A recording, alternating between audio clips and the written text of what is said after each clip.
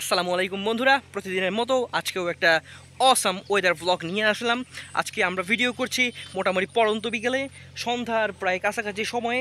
আর আজকের ওয়েদারটা খুবই জোস একটা ওয়েদার, সেজন্য আমি মনে করলাম যে আপনাদের সামনে এই ওয়েদারটাকে আমার তুলে ধরা উচিত, আমার রিপ্রেজেন্ট করা উচিত আমাদের এই ভিলেজকে। এই ভিলেজ অত্যন্ত সুন্দর এবং অসাধারণ। এখানে যে ফিচারগুলো আছে এবং প্রাকৃতিক যে সৌন্দর্যগুলো আছে সেগুলো এক কথায় অপরূপ।